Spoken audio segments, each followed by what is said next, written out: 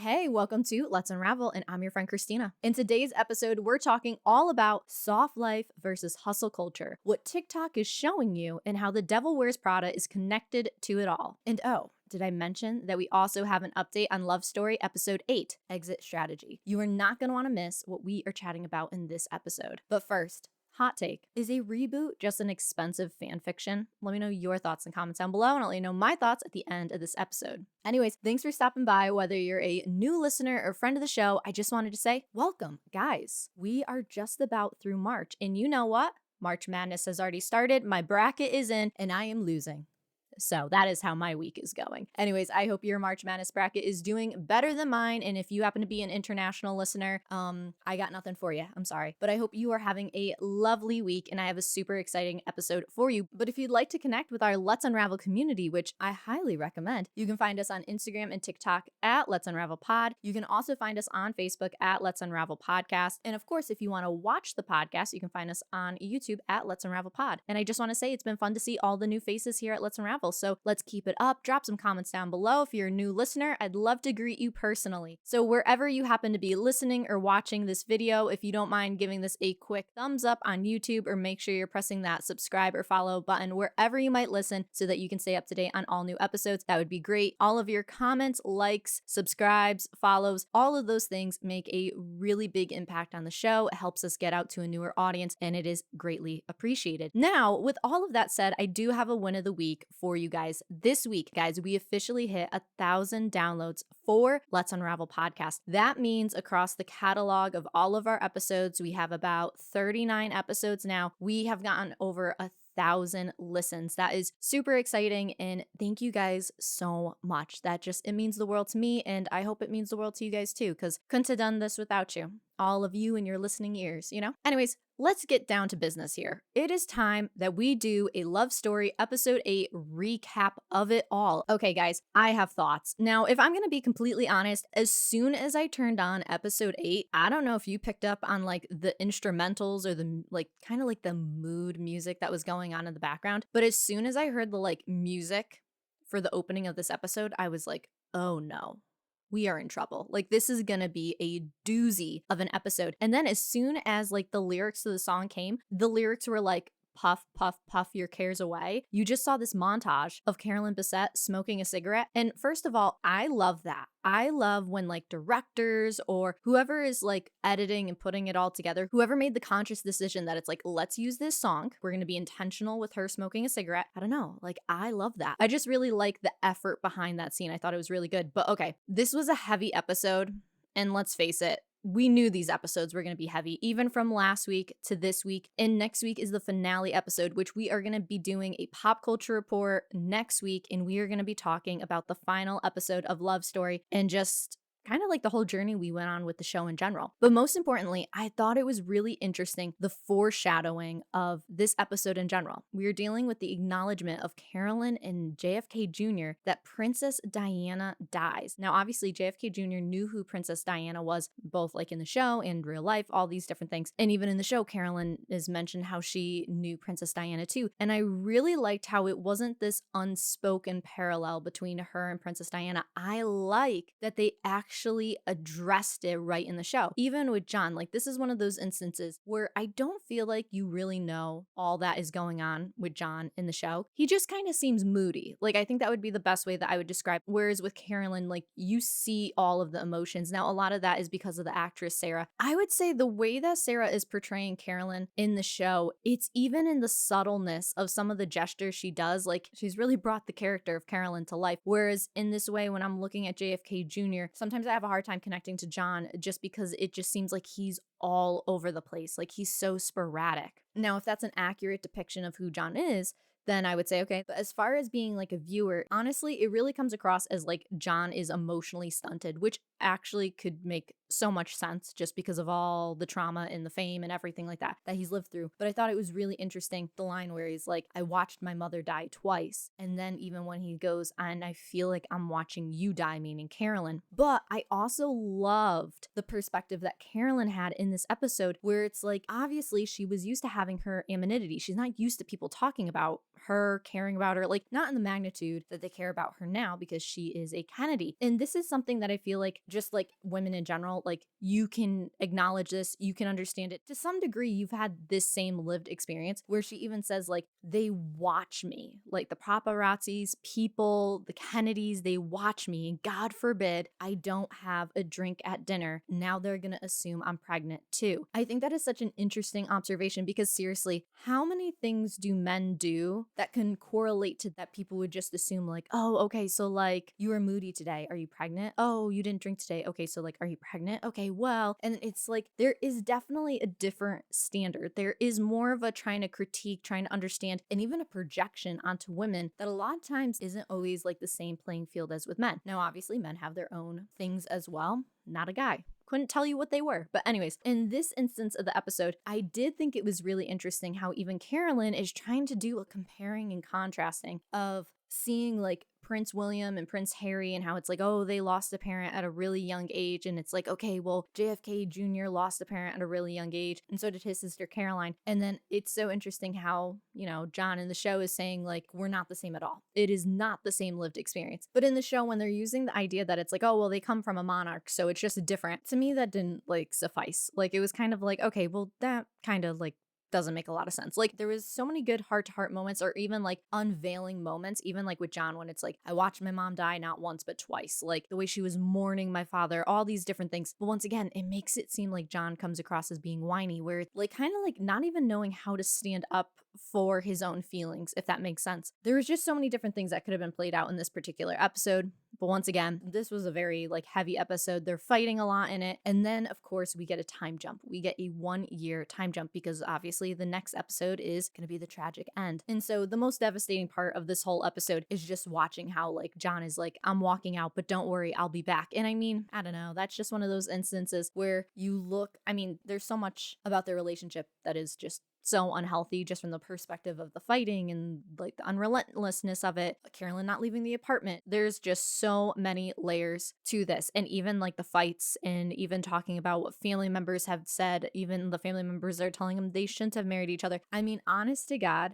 if they didn't pass away in a plane crash, I don't know if they would even have been married today, because it sounds like their relationship was so tumultuous that it's like, how do you recover? Even if some of the fights were like fabricated to some degree, those are just some like deadly knockout fights. And then even at the very end, when you know that it's like your partner, it's like their biggest insecurity is the fact that their father left their own mother, and then all of a sudden you're gonna leave, and it's like, well, don't worry, I'll be back. That just feels like an oxymoron, just a little bit, you know, but whatever. It is what it is. But like I said, there was a time jump in this episode, and now we're seeing things didn't get better. They only got worse. And so it'll be interesting to see where they take it from here. We already saw a little bit of the ending in the beginning. And so now next week, we will wrap up to see what's actually going to happen. So let me know what your thoughts were on episode 8 of Love Story. I'd love to hear your thoughts on it. Anyways, moving on. How is it that TikTok is single-handedly recording in real time the culture shift between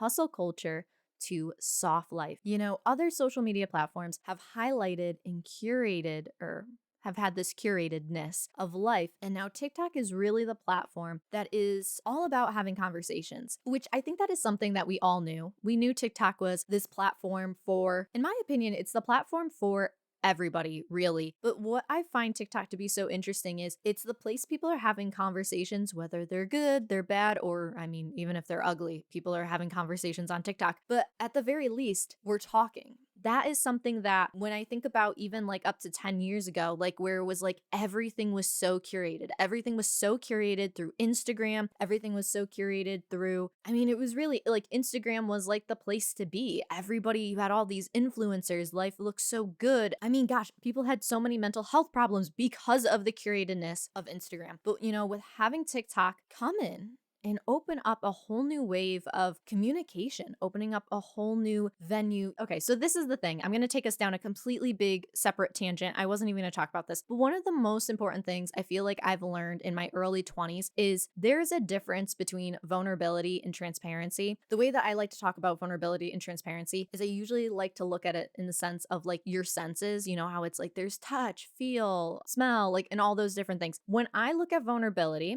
and when I look at transparency, vulnerability is like you can touch it, you can feel it, like that is vulnerability. Whereas transparency, it's something that's seen, but there's like a glass wall up between you. So, one of the best examples is like, you know, last week I did a whole episode about Harry Styles and like his new album. And this album, like he's even labeled it as being a very transparent album. So, it's like there's very clearly this divide between us. Like you could say almost like there's like a glass wall. It's kind of like a display box or a display window. There you go. You know, all those retail years working in overtime. Anyways, that's where I would say transparency is like a display window, where it's like you could be behind the display window and you're there and people could be watching you. You could be like sleeping, you could be working, you could be doing all your different things, but no one can actually touch you. Like they can't necessarily touch you. They can touch the window and you're on the other side, but they can really only see what you're doing. That's the transparency. Whereas I feel like vulnerability would be when someone is actually in that box or in that room with you and they can actually touch you. And so that's where I feel like TikTok has entered this world of where it's like, this is transparency. We are, as a culture, we are working through things in real time. It is recording the culture shift of everything that we've known. And so this is where I think it's really interesting when we look at these ideas of hustle culture. Everybody knows what hustle culture is, but I don't know if everybody knows what soft life is. You know, that was a new term for me, if I'm being completely honest. And so what I think is really important is when we're coming across new terms, kind of like how I said, I discovered the new term, soft life. This is where I'm like, it's so important that as we're living in this, I mean, we're living in a cyber world. This is a whole new world. So much of the internet was so new for me, like as a kid growing up, where it was like, I mean, gosh, Instagram didn't even roll out until I was like a sophomore in high school. So much of my childhood was internet free, or it was very like, it wasn't popular, you know, like you played outside, you called your friends on landlines. Oh dear God, I sound so old. I'm not that old. Anyways, but the point is, there's so many moments where now we are living in like this information age, which, you know what, if I'm honest, I really do love it. I love to be able to Google things. I love to be able to research things. There was nothing worse than when you were in school and the teacher would be like, okay, you got to go to the library and pick out 3 resources. And I'm like, but I have Google. Why do I need to go to the library and do library hours and all these things? I have Google. But anyways, and so when we're living in this world where we have so much information at our fingertips, we are constantly living in this state of either like that hustle culture where it's almost like we're always on the brink of being burnt out, or some of us are so removed from social media. It's kind of like living in that soft life era. Now, because we're living in this information age, the number one place we are getting information from is obviously our phones. And it's also the driving thing that is creating this wedge between us and connection. We are more connected than we've ever been, and yet we are the most isolated we've ever been. And we have more mental health issues now than it feels as though we've ever had before. Either that or we're just talking about it a lot more, which is also true. But the point is, social media, technology, it's not just for young people anymore. Everybody has it now. People of all ages are hovering over their phones, falling into the cyber world. It's just what it is. Some of the conversations we're starting to see on TikTok, some of the things that we're starting to hear more about, and realizing maybe hustle culture wasn't as healthy as we think it is. Maybe being a girl boss isn't all that it's cracked up to be, and all these different things. But we normalized it for so long, and it's not until there's been this culture shift of having more Gen Z come in. And you know, it's kind of funny. I'm right on the cusp between millennial and Gen Z. And it's like so much of the experience that I saw my older sister and my brother live through, it was very much a hustle culture mentality. And it's so funny because as I look at a lot of my friends that they're around the same age as me, maybe they're a little bit younger, and all of a sudden the perspective is so different because it's about quality of life. And I think there's something really beautiful about with Gen Z is they are shifting the way that we look at life and the way that we are doing work and everything. And it's completely mind-blowing to the boomers because they don't know what to do because they had ingrained in all of the millennials hustle, hustle, hustle. And now the millennials are starting to see maybe life shouldn't be all about the hustle. But now, if I've completely lost you, because you're like, what the heck is hustle culture? What the heck is soft life? And you need more of a breakdown because, like I said, I knew what hustle culture was, but you know what I'm going to do for you? I am going to give you the origins of both hustle culture and soft life. So we are on the same page because there's nothing better than when you're reading a book. Oh my God, did any of you guys ever do that when you were like growing up or whatever? You and a friend, you guys could both be like reading a book at the same time. So you'd be reading on like the same page. But you know what? I was one of those kids. I was a slow reader. I was always put in the slow reading class. So of course, if I ever was sharing a book with someone and we were supposed to read, they'd ask me at least 4 times, are you done? Are you done? Are you almost done? I'm like, no, I've read the same sentence 4 times because you've asked me 4 separate times. Anyways, wow. That was a lot of pent up aggression. Anyways, but moving into the origins of hustle culture and soft life. So, hustle culture has been around way longer than TikTok. It really comes down to the idea that work determines your value, aka determines your worth. And so hustle culture is deeply tied to ideas kind of like the American dream, where it's like you work hard, you have success, you rise, and it creates this foundation of your value comes from how much you produce. You know, very much true. I remember growing up and hearing a lot of people always talking about, oh, the American dream and all these different things. And you know what? Like, if I'm going to be honest, I like the idea of the American dream, even though what's really hard is based on just our economy right now. The American dream doesn't feel obtainable. And what was so hard is years ago, you know, it's so funny because, like, you look at shows like Boy Meets World, it's like, oh, well, the American dream was very obtainable, but it's not as obtainable as it is now. But that's a tangent for another time. But to move into modern day hustle culture, so that is like from the 2000s to the 2010s, this is where I would say it really became like mainstream in the sense of like it got branded more or less better. And the reason why it took off was because of like startup culture. So you think about like the Facebooks and you think about Silicon Valley, like and all those different things. And it was the like rise and grind. That was hustle culture. And it was all about entrepreneurship, side hustles, influencers, personal brands. It was all of those things. And then you had the different public figures that went along with it. And so a lot of them were pushing these ideas of work 24/7, sleep less, grind more, success requires obsession, like all these different things. And the idea of like hustling, it felt inspirational. But also to kind of put like my own little spin on this too, is I don't think hustle culture is all bad. I think it's kind of like anything. Anything with moderation can be okay. But anyways, to continue on with our origins of hustle culture, basically how it became mainstream on social media was because, you know, people were posting things like a day in my life as a CEO, morning routines at 5 a.m., productivity hacks, optimization, all these different things. Everybody was all about optimizing, tracking, and performing because it was all about how your worth was determined on how much you produced. That was the ultimate goal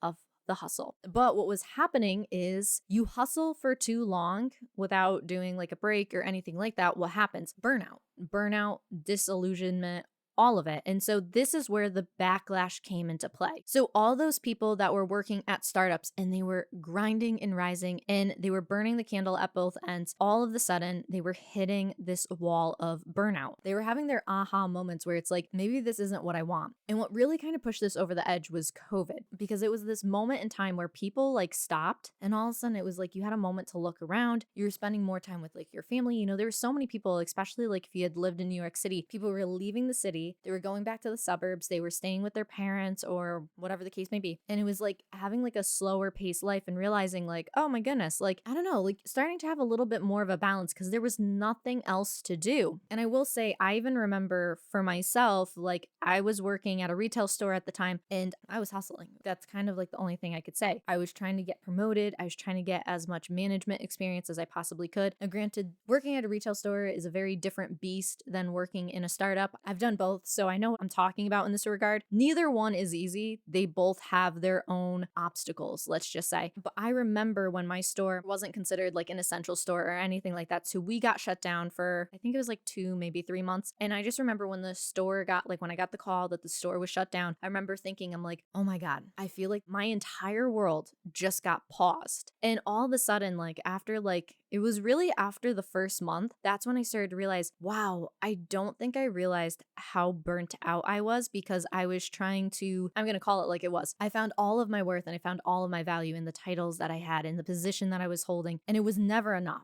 I always wanted to have a higher title. I always felt like I needed to achieve more. Nothing that I did was good enough. And so, yeah, I was burnt out. So when all of the sudden COVID happens and everything is on pause, that's when I realized I was like, oh my goodness, like what is life? And then all of a sudden you take a step back and you start to think, ooh, I don't want to go back to the life that I had. This is craziness. And so this is where soft life emerges. This is the early 2020s, you know, because COVID and everything. And so the term actually originated in West African online spaces, especially Nigerian creators, before going global on TikTok. And so it originally meant to avoid unnecessary struggle, choosing ease and comfort, living a life of intention and enjoyment. That is what ChatGPT is telling me. So if that is wrong, I'm sorry. But the important nuance to it is it wasn't about being lazy. It was about rejecting hardship as a default requirement for success. So I think that's an important nuance to be aware of. But what's also interesting is how TikTok turned it into a cultural movement. So it was around 2022 to 2025. This is when TikTok amplifies that it becomes this full-blown conversation. This is when people are starting to compare and contrast soft life versus that girl versus girl boss. And then it was like lazy girl jobs, and they're talking about burnt out confession videos and all of these different things. This is where people are starting to have a conversation like, is there more to life? I think this is where, as people, as a society, you are coming back to this idea of like, where is their purpose? People are starting to have an open conversation about something where it's like, I've been burnt out. I don't love it. You know, the best way to look at it is like life. What is the ultimate goal of where you're trying to go and trying to get? Because like 22-year-old Christina was obsessed with titles and value and wanting to feel valued and having worth. And the reason why I felt that way was because I never established what worth I had in myself. So I always needed someone externally to tell me I was worthy. And so this is why I fell into hustle culture. And this is where I would say hustle culture isn't bad. There's two sides to hustle culture. If you know clearly what you want to get out of it, you can hustle for a short amount of time. But when you don't know what you want to get out of something, that is when it becomes really toxic for you. And so this is the same idea. Like, you don't just start playing a game and making up rules as you go, because then you're constantly moving the goalpost for you. Whereas when you go into a game and you're very aware of the rules, you know how to win, you know how to succeed, this is where you can make it work for you. So it's the same idea with hustle culture. When you're going to college, you know that you're most likely going to go for 4 years. The goal is that you're going to get this degree and it's going to propel you into the career that you want. But when you go into college and you don't know what you're doing, that's where it's almost like college starts to not benefit you as a person, because it's like you're kind of like you're lost. So until you're aware of what you're trying to obtain out of something, anything can be harmful, toxic, or unbeneficial for you, because you don't ultimately know where you're trying to go. And that would be the same thing if you were in a car and you were trying to go somewhere. And if you don't know where you're going, you don't know if you're actually being set further back or if you're moving forward. And if you would disagree with that, drop a comment down below. But where the problem with all of this comes into play is there's a lot of tension between both soft life and hustle culture, because everyone is saying like, well, the old system is saying work harder to prove yourself. But I always think of like this saying, like work smarter, not harder type of thing. But the new mindset with soft life is protect your peace, enjoy your life. But the truth is, we need a hybrid. We need a little bit of both. Hustle culture is great when you know what you want, but soft life is best when you know what you want. It's like that work hard, play hard. It's hard to play hard when you don't know what you're working hard for. And so if there's one thing to take away really from this, like origins of both of these things, or to really kind of understand where we're at, what the crossroad is in this moment, is that we are in the midst of a cultural correction. People are questioning whether success should require exhaustion and experimenting what life looks like if it doesn't. And honestly, one of the best examples I think of is I've seen so many videos about like European culture and all these different things, but I had just recently gone to Europe myself last year for the very first time. I went to London, Brussels, Paris, and there's such a different type of intentionality in European culture that we don't have in American culture here, where everything is, you know what? Let's just call it what it is. We're very straight-laced. Everything is all about work. It's all about getting forward.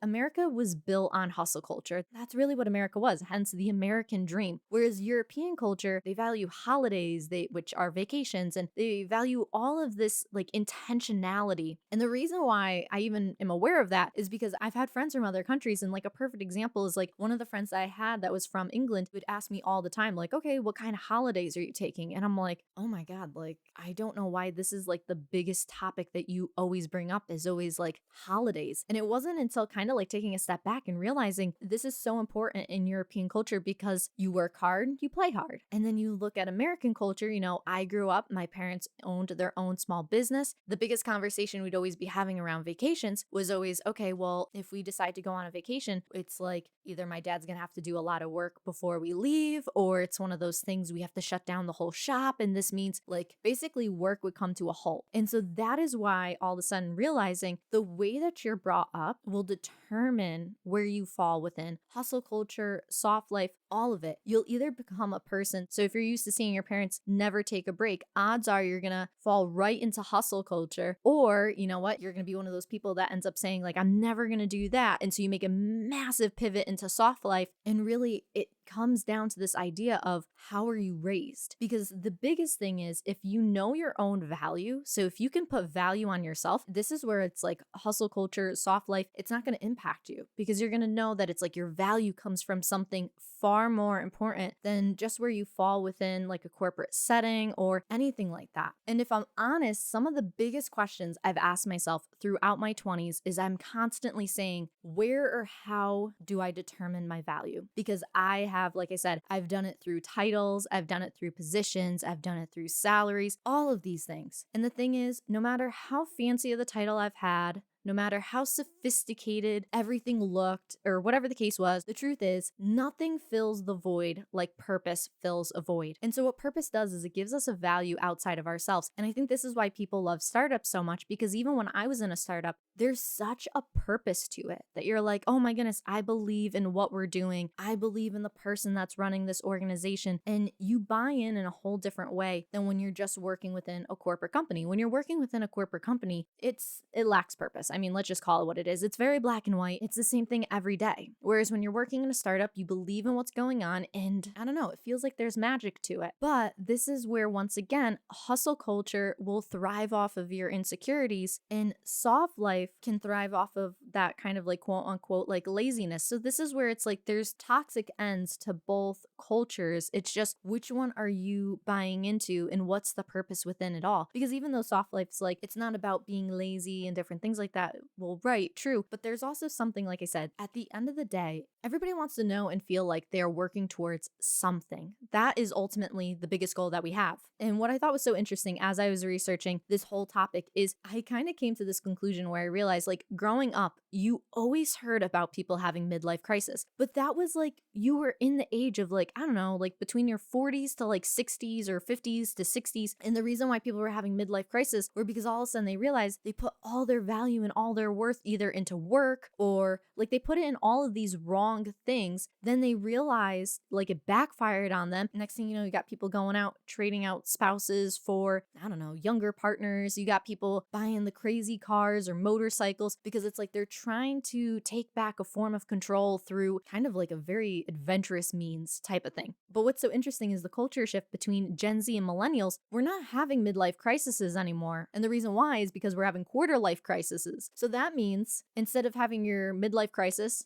at like 40, 50, maybe 60, you're actually having your quarter life crisis at 25, which I'm going to be honest, when I turned 25, I definitely understood the quarter life crisis. Why? Because everything has changed. The way that my mom was doing at the age of 29 is vastly different than what I'm doing at 29. I mean, at 29, my mom was married, had 2 kids, and had a house, husband, like all that stuff, and vastly different than me. I don't have any of those things. And I'm not alone. There's so many people. I mean, gosh, open up TikTok. There's so many people. It's the exact same thing, but it keeps going back to the same questions. Where are you finding your value? What is so important? And once again, this is where I always come back to, I ask myself a lot of questions. You know, I don't always have the answers to all these questions, but I always ask myself all the time where I'm like, okay, what would like a soft life look like for me? What does slowing down look like? I mean, it's kind of like, what does enjoying what you're doing or having peace in life or just like anything like that, what does that look like? Just like the same thing with hustle culture. Why am I hustling? Am I hustling for my own worth? Am I working towards that? And so this is where I think it's really funny because one of my favorite movies is The Devil Wears Prada. And I am so excited. Did you guys see the trailer for The Devil Wears Prada 2? I have to say, I love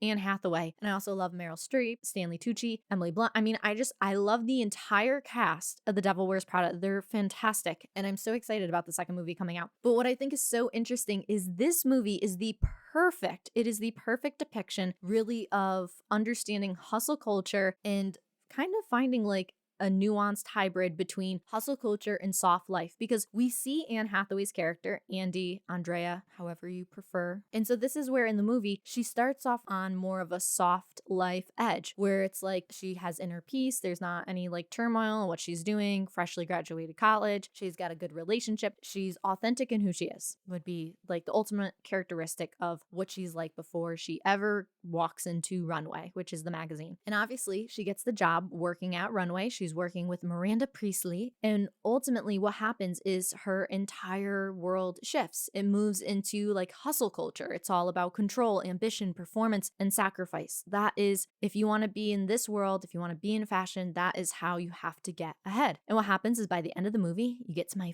favorite scene of Miranda and Andy in the car. They're in Paris outside of an event, and Miranda ends up saying to Andy, and she just says, everybody wants this. And what does Andy end up doing? She doesn't in fact want it. She gets out of the car and walks away. That's ultimately what she does, throws the phone into the fountain. And it's really like this reclaiming moment for Andy and everything that she's done. Now, what is so important to notice in this movie, if you're going to rewatch it, just in general, is I hate how she continuously says, I don't have a choice. But if you notice, everyone in her orbit is constantly telling her, no, you do have a choice. She's just believing in the fact that she doesn't have a choice because she's choosing everything that would be contradictory to who she was in the beginning of this movie. And so this is one of those instances where you look at someone like a Miranda Priestley's character, this is Meryl Streep, and everything. There's nothing wrong with the character of Miranda, her running this magazine, her having this success, that's fine, but there's a cost. And you see that. You see that in real time. You see that with the divorces. You see that with just her personal life as a whole. There's nothing wrong that she chose to have that life, but we'd be completely foolish and childish to act like there's not a cost for everything. Because I think the biggest question we have to ask ourselves is, can we actually have it all? And can we have it all at the same time? I don't know if that's actually possible. And if we could, would you actually want it all at the same time? Could you actually enjoy it all at the same time? When this movie first came out in like 2006, everybody was like, Miranda Priestley, she is the villain in the show. And then obviously people rewatched it in like the 2020s and people were like, nope, her boyfriend, Nate, he is the problem. And the truth is this, both characters have their flaws. First of all, Nate, he seems like he just doesn't want any change whatsoever. But what's so interesting is as soon as he breaks up with Andy's character, what is the first thing he does? He ends up going to a job interview in Boston. So it's almost like he was stuck in his own rut, just like Andy was kind of stuck in her own rut in Runway and everything like that. But the truth is, people grow, people change. And if you can't be open to the fact people are growing and changing and evolving, then that's part of the problem too. You know? But some of the most important things about the movie with The Devil Wears Prada is there's so much truth to this movie that it's like, once again, you look at someone like Andy, she wanted to be a writer. So her goal was, I'm going to work for a magazine. It's the same thing even in the premise of the movie where she even states, if I can stay at Runway for 1 year, I can get a job anywhere I want. And then I love how the first instance that Andy runs into any trouble, she runs to Nigel, you know, Stanley Tucci's character. And basically it's like, I don't know why Miranda's being so mean to me. And Nigel's basically like, Andy, be serious. You're not trying. You're whining. And that's something where, like, as a friend, or even in this instance, like, to me, I feel like Nigel was a big mentor to Andy, even though a lot of people would be like, oh, Miranda. But, like, this is an instance where I'm like, Nigel, he was like a friend, but also a mentor in this movie. And I truly think Andy's relationship to Nigel is the most impactful relationship throughout the whole movie because she makes the most changes based off of that relationship. I mean, you see that even in the park scene when Andy is talking to Nigel and she ends up saying something to him along the lines of like, my personal life is hanging by a thread. That's all. And then Nigel says, that's what happens when you start doing well at work, darling. Let me know when your whole world goes up in smoke. That means it's time for a promotion. So this is one of those examples with Nigel where I would say, he's always been nice to Andy, but he has also had like backhanded moments where it was kind of like, I don't know, like he's sassy. Like he's not afraid to hurt her feelings. Like he's honest with her. But I also think that's the reason why she trusts him, why it's like, oh, she can see things from a clear point of view is because of the way she trusts him. Whereas with Andy, she has a completely different relationship with Emily because Emily was very brutal from the get-go. And obviously she can't have much of a relationship with Miranda just because of the way Miranda is. So really all that's left is Nigel. And so in this moment, it's like he just gave her a front row seat that it's like Nigel has been in this career for years and he's successful. So it's like if she wants to be successful, she has just now realized, oh shoot, like my personal life is never going to be good. And is it worth it? And what I think the most pivotal scene of this whole movie, yes, it could have been when she was in the car with Miranda and Miranda saying, everybody wants this. But what I think is the real groundbreaking moment was the scene when Andy is sitting at the like luncheon with the whole like runway, like people or whoever the luncheon people were there. And she's sitting next to Nigel. Miranda gets called up to the front and they're about to announce a promotion. And what sets the scene right here is this promotion that Miranda's about to announce. This is supposed to be Nigel's promotion. And so when all of the sudden Miranda gives it away to someone else, that's when Andy is in shock.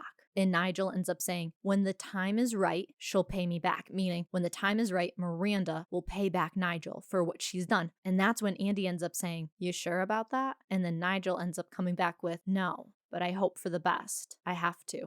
That is by far, I think, the most impactful moment in the whole movie. Yes, the moment with Andy and Miranda in the car is at first glance very impactful. But this scene here, this is the scene that never leaves you. Because if you've ever experienced a moment quite like this, where you've seen firsthand your friend, mentor, whatever, really get shafted by the system, by the CEO, by whoever the leadership person is in this instance, when you see that happen, you start to realize, oh my goodness, there's a fundamental flaw here. To experience watching someone that you care about or you respect have to go through something like that, that doesn't leave you. It makes a mark. I think that moment set up ultimately for Andy to take accountability for her life. Because if this scene didn't take place, this scene takes place right before the scene of Andy and Miranda in the car together when Miranda says, everybody wants this. If that scene didn't happen, I think Andy would have continued on with her whole life at Runway. But because this moment happened, because Andy's eyes were open and said, you sure about that? As soon as she got in that car with Miranda and Miranda said, everybody wants this, that I think was the moment when Andy realized, no, not me. And this is where I would say closing out the connection to The Devil Wears Prada. So when we go back to the original idea of comparing and contrasting hustle culture and soft life, there's a beauty in both, because there's a beauty in building something from nothing. There can be beauty in sacrifice, but to sacrifice without purpose, that's like being a martyr without a cause. And to have a soft life where you're not embracing having pain or something like that, but you're also not having something of value within your soft life, that is where the softness of life becomes meaningless as well. So when you are asking yourself these questions, the most important thing to ask yourself is, what do you value? Because I'm one of those blissful optimists that thinks everybody has a purpose. Everybody has an innate calling in life that they can do something good, that they can truly make a difference somewhere. And it looks different for every person, but ultimately everybody wants fulfillment. So everybody wants to know that they have a value and they have a worth. In the moment that you can value yourself, you won't be looking for value externally. You won't need it in hustle culture, and you can enjoy a slower pace of life. There's nothing wrong with a slow pace of life either, but there's also nothing wrong with wanting to have a little grit and wanting to hustle and to do all these things. But it's finding your hybrid in between. Some people can lean a little more towards hustle, and some people can lean a little more towards soft life, and some people fall perfectly in the middle. Find value, determine your value outside of people, because at the end of the day, when you put your value in other people over having value in yourself, that is where you end up in trouble. You know? And so with all of this being said, doing something hard is very much rewarding, but having a purpose for that something hard, that is where the gold is at. That is where fulfillment lies, is having a purpose, having enjoyment, but also if you're going to work hard, play hard. We very much need a hustle, but we very much need a soft life. And nobody can maintain nonstop forever. It's just inevitable. It's life. And lastly, I can't wait to see what they end up doing with The Devil Wears Prada 2. I gotta know. And of course, I'll do an episode about that too, because I can't stop thinking about it. Anyways, I just want to say thank you so much for hanging out with me and talking all things Devil Wears Prada, hustle culture, soft life. If you've ever been burnt out, drop a comment down below. I have been there. I see you. And if you want a bigger conversation around burnout, drop a comment down below. I would love to have further discussion with any of you on any of those topics. I've experienced burnout firsthand, and I I'll say burnout looks very different for every single person. So if you feel as though you're going through a season of being burnt out, cut yourself some slack, give yourself some grace. And if you know someone that's going through burnout, cut them some slack, give them some grace. And if you are someone that has found a balance within soft life, drop a comment down below. I'd love to know what works well for you. Anyways, thank you guys so much for hanging out with me. I really appreciate it. So I'd love to connect with you more. You can connect with us on Instagram, TikTok, and YouTube at Let's Unravel Pod. If you enjoyed this week's show or the podcast show in general, please leave a 5-star review on Apple Podcasts, Spotify, and now Facebook. Your 5-star reviews and comments go a very long way. Also, please don't forget to hit subscribe or follow wherever you might listen to stay up to date on all new episodes. We have new episodes every single Thursday, and you are not going to want to miss a thing. Well, I guess it's that time of the episode for me to tell you my hot take. Is reboots just an expensive fan fiction? If I'm going to be honest, I got this hot take from ChatGPT and I actually thought it was hysterical because when I was thinking about it, I was like, yeah, I think I could kind of say like maybe reboots are just an expensive like fanfic, but some reboots aren't even a good fanfic. They're just expensive. Do you see what I'm saying? There's some fan fictions out there that are like, wow, this is like really, really good. Like, okay, this is my new petition. If there is going to be a reboot, they need to pull 5 fan fictions for what should happen. And then the audience, we should pick which one out of the 5. And then that is the reboot that they go with. Because whoever is actually writing some of these reboots, oh dear God, they should stop. They should just stop. Anyways, but do I think reboots are just an expensive fanfic? Sure. Yeah, let's go with yes, because why not? Let me know what your thoughts are in the comments down below. Well, that's all. I'll talk to you guys later. Bye.